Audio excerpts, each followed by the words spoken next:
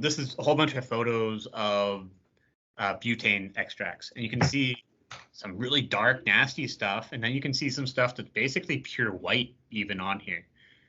And the reason behind that is, conditions, but then also at the end of the day, if, let's just look at let's take rosin, for example, right? Where it's, let's say 7% terps, 70% THC. So that means that it's only 77% chemicals that we want. The rest of that percentage is impurities in that extract. And so how do we remove those impurities and take this to a stage of where it's just the two chemicals that we want the consumer to have? And so that's where color remediation comes in. This has gotten a really bad term on the black market because of people basically using really, like, not even doing it correctly and adding basically other chemicals to the extract to change the color. What is the correct method? And if you've ever seen like a Kind Selection concentrate on the black market, it's extremely nice color. They're probably doing CRC. I don't think anyone on the legal market is doing it correct yet.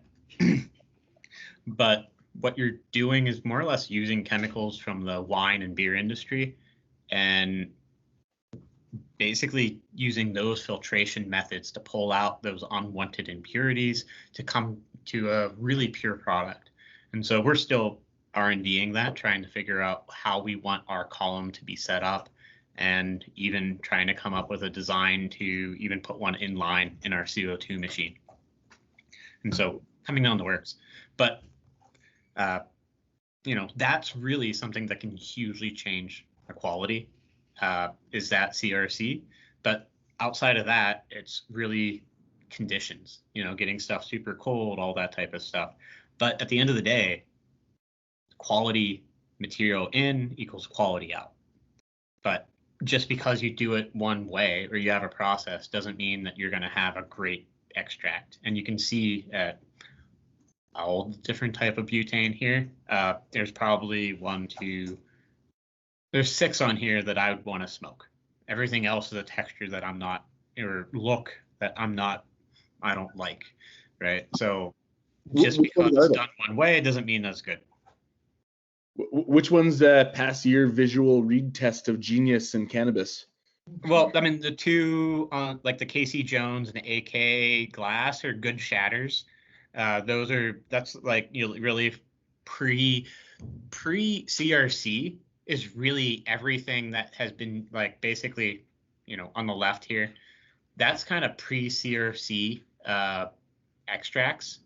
On the right of the screen is more of the CRC style. So they've been remediated. The ones that really pass my list is the top 3 and the white guy. I don't like glass looking extract just because it means that there's not many terpenes in it.